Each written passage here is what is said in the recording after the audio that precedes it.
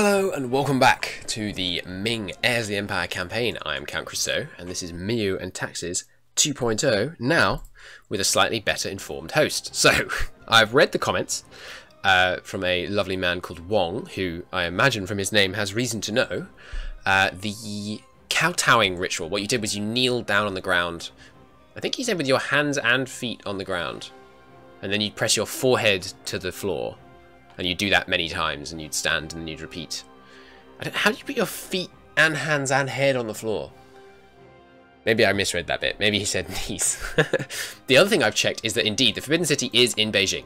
So we have not just built the Forbidden City, but we will at some point build a Forbidden City up here in Beijing. Beijing was also apparently the capital of the Ming Dynasty, so I imagine we're going to get an event to move up there, maybe, or an option. Several examiners have been caught cheating. I don't really care about. I don't really care about army tradition actually.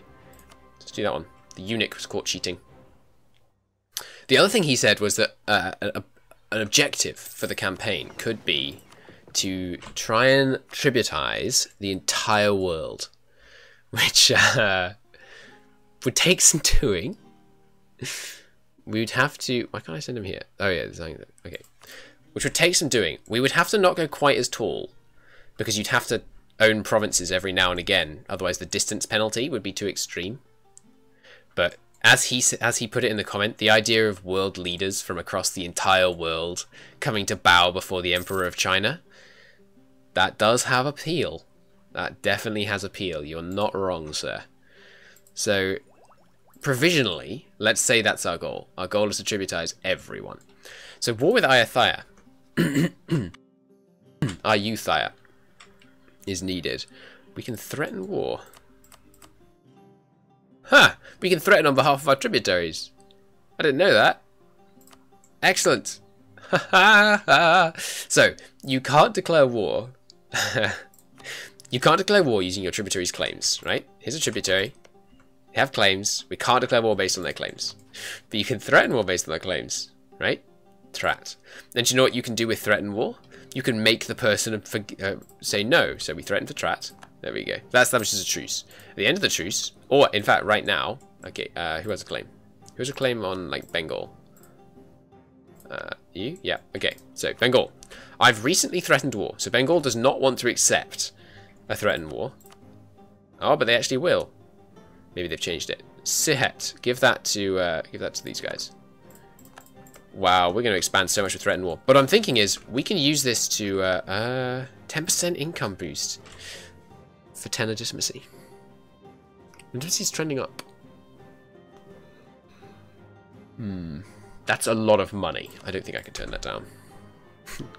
Christo gains corruption. But we can. I think we're going to be able to use threatened war to declare. Because when they say no, it's like you declare a conquest war on them. So I reckon if we can, these guys are going to hate us. If we can okay, that's the thing. Who has, yeah, okay, these guys. That's Bengal, we got to choose with them. Nepal. Send them an insult. Actually, I don't know if anyone has a claim on them. Never mind, we're just insulting Nepal, because we feel like it. I'm pretty sure we're going to be able to use our tributaries' claims to declare wars. Oh, sorry, the merchant. I'm sure many of you will have told me off about that in the... at the end of the previous episode when I forgot to assign that merchant. So let's send him to Mongolia, I think. Right? Yeah, Mongolia. Nope, can't reach it. So it looks like we may have to keep that merchant unassigned. That's less than ideal. Is that so? I think that is so. Okay, so we need to get a bit closer to... But we got land here. Like, why can I not? That's really weird. I haven't caught this, I guess. Maybe once we caught it. A beautiful statue.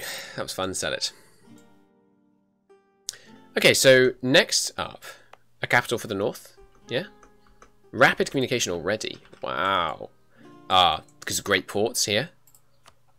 Well, a port. I wouldn't call it great. Why is there such good communication time up here? Oh, because it's already a rank 2 capital here. Nice. Nice, nice, nice. Okay. That's really good. We need our inland capital. Gooding is going to get a a local administration, I think. So, when you send a merchant somewhere, you lose this, the trade power increase. But it's only provincial trade power that migrates upstream, not your total trade power. So I don't think this matters, because we're at 100%. So I think we can send a merchant to collect from trade somewhere else without moving our capital. So maybe as the glorious empire of Ming spreads its wings across this world, protecting and ensuring peace and autonomy, because everyone can still declare war on each other, but we're ensuring no world wars. And maybe we set up another trade hub somewhere else. Where would it be that we could control without blobbing? We could seize like parts of Africa, maybe, and then send all the Indian trade there. We could seize the Gulf of Aden. Prestige. We'll seize the Gulf of Aden, and then maybe we can send all of the South Asian trade to Aden and collect it there. Because, you know, we're not going to blob, but trading outposts. Do they strike you as reasonable? I think they're pretty reasonable. Either way, the Western capital is going to get a... I'd like to... Oh, no, don't move the capital. Good Lord. We're going to build a level 1 capital. Nice. So now it's down to poor. Was it already at poor? I feel like it was already at poor. Where's Blaze?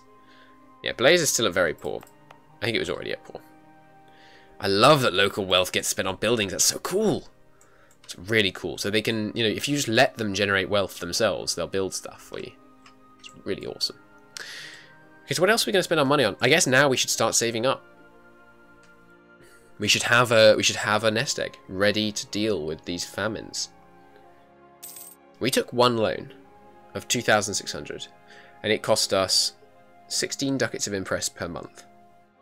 Our current income is a mighty 140. So we could take about 9 loans of that size before we were in a debt spiral we couldn't get out of. Without serious, you know, reform. We'd have to fire the advisors and things. Oh, come on! That's the third freaking time I've seen that event, and it always drops stability. I think it might be lying. Frustration with examinations. Let them gripe. Oh, we can make states. Is it because this number's gone to 8? No, it's gone to 9. Okay. Is it... I need the maths. I need the maths on local administrations. Is it that level 1 gives +2, level 2 gives +3, and level 4 gives +3? I don't know an easy way to see local administrations. Because there is no expand the bureaucracy, you know, one of these I can use to look at things like roads a bit. Oh, we can build roads in our subjects. That looks like it's unintentional, because you can't click this button. So maybe that just wouldn't work. I'm not going to do that in case it crashes, actually. So 2 more states, either way. We'll build another level 1 next, and we'll see if it gives us another 2 states. Down here was quite populous, as I recall. Yeah, so you can be a state, for sure. Oh, it's a big state too, nice. Here was a city, yes? Yes, so you can be a state too. Cool. We're going to keep trying to work on stating the whole empire. I think stating the whole empire is probably more valuable than building a megacity in the capital right now. We are definitely going to make them a capital and megacity, don't get me wrong. But I think for right now, we're going to focus on that. There is a new patch that's out that we're not running on, and there will be another new patch out soon, because obviously this is beta that continues to develop. It's possible that I will have to... Well, I won't have to, but it's possible I will feel compelled to start a new series because of the patch. And if we're setting such ambitious goals as world conquest, well, world tributization, as I shall call it, we don't want to have to start a new campaign, obviously. So what I might do is, if a new patch comes out and it has such features that I just can't resist, I need to have this new patch. It's got better optimization, for example, which I know they're working on hard.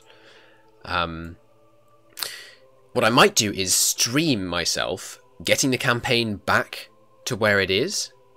So I just do a 4-hour stream and get the campaign back from a new start on the new patch up to the current position, and then just resume the campaign on YouTube from that position. I hope you wouldn't mind that. The recording of me streaming it would still go on YouTube, so if you wanted to rewatch the first bit, but now obviously I will know more and it'll be on the new patch, so there'll be some differences. That will be an option that's open to you. But I think that's probably the best way. I mean, the other thing I'll try, obviously, is just I'll back up the save and then I'll try and run it on the new patch. Try and run this save on the new patch. But unless I hear someone saying for sure it will work on the new patch, that would really worry me.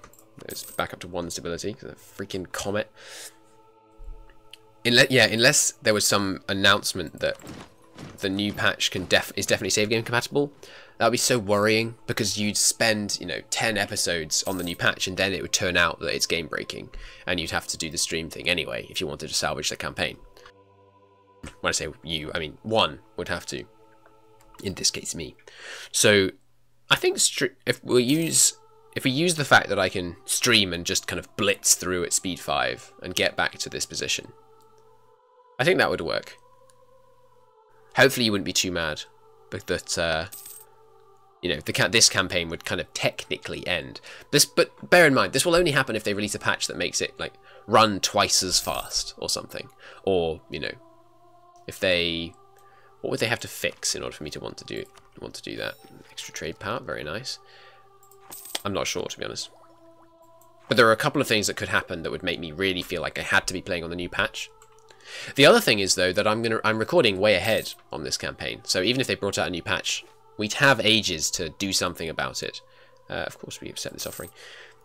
We would have ages to do something about it before we needed to go on to the new patch, because I'm trying to build up a big backlog of this campaign, of all the MEIOU and Taxes campaigns, knowing that there's so many patches and things change. So I'm going to save up 10,000 ducats and just keep it on hand.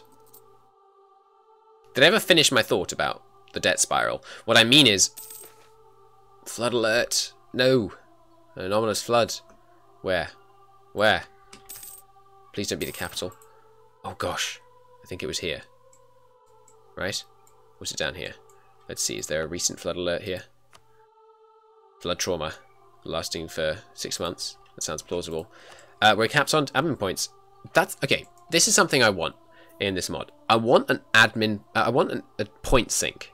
We need point sinks because being capped on administrative power is just, it hurts. I just spent so much money for no good reason. So much admin points for no good reason on that tech, and that hurts. It's rubbish. Establish monastic schools. First universities were established during the first universities were established during the Middle Ages. Most grew naturally out of smaller schools run by monks or monasteries because they represented the body of literate scholars. It was a natural function of nearby nobles to send their children to receive a basic education. Well, we're going to do this, even though it gives us piety, because I imagine that will have effects on our education system. We're going to pursue religious tolerance as well. Awesome. Oh, construct... Speak of the devil. Construct a forbidden city in lots of places. The capital has to be there. You have to have 3 stability and you have to have stupidly large amounts of money, amongst other things, and you can build a forbidden city, which gives you yearly legitimacy, prestige, and stability. Okay, well, we're going to build it in Nanjing, because I don't intend to move the capital, since this is so much more central than up here. I intend the capital to remain here. There is the same amount of urban infrastructure-ish, right?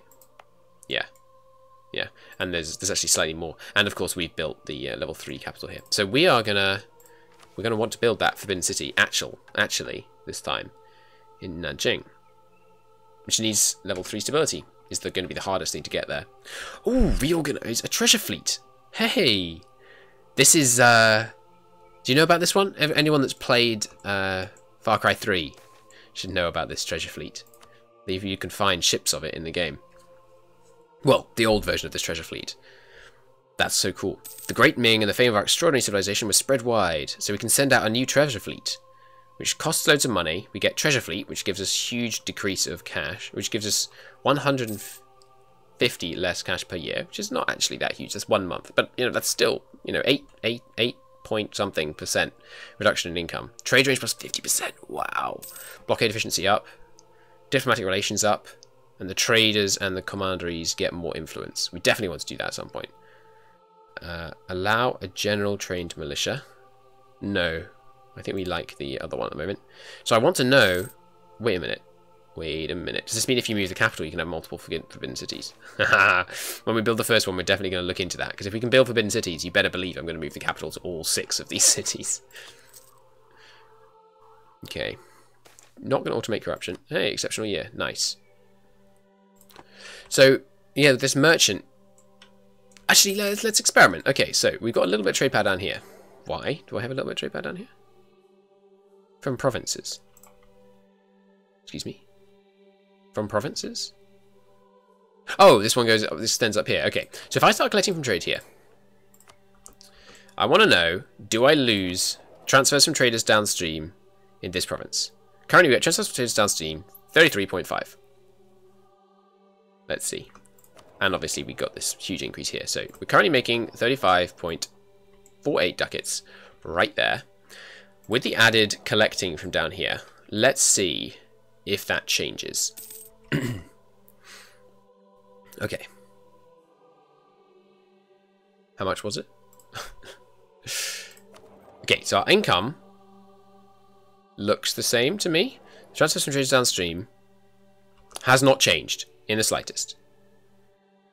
Okay, good. So our provincial trade power hasn't changed, so it doesn't make a difference. We seem to be earning less money.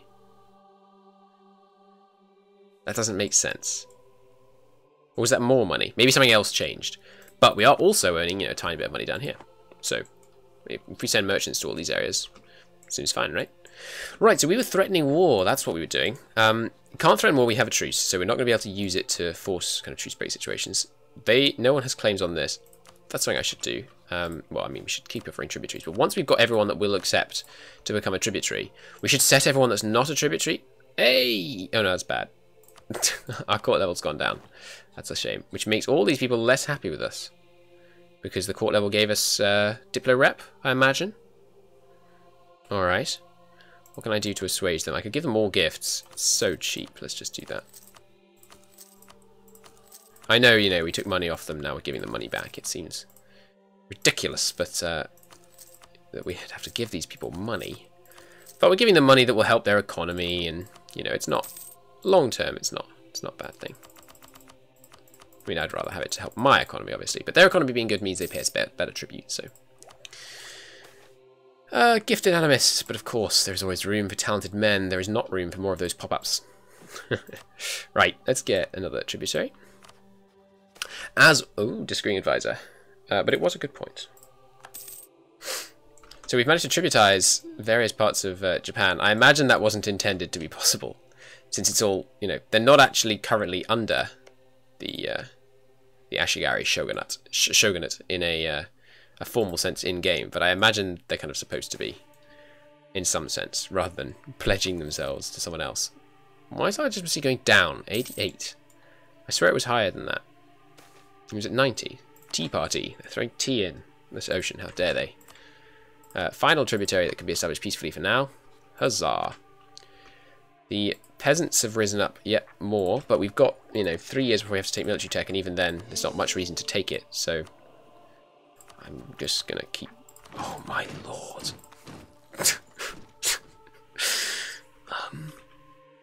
Oh, God. The exam frustration appears to have caused some serious issues. Oh, good lord. 500,000 rebels. 500,000 rebels. When you're Ming, I mean, that seems quite plausible, actually, considering the number of people there are in this freaking empire. We can't fight 500,000 rebels. I mean, I guess we could, actually, but I don't want to. Let's keep trying to buy up legitimacy. Can I get someone that helps with unrest? Yes, I can. Yeah, let's get him. Much as I adore the yearly inflation reduction helping to cancel our inflation issues, but still, that's... Oh, 500,000 rebels. Well, hopefully we shall succeed in avoiding 500,000 rebels. 500,000 rising up in the next episode. But until then, thank you very much for watching, and I will see you next time. Bye-bye.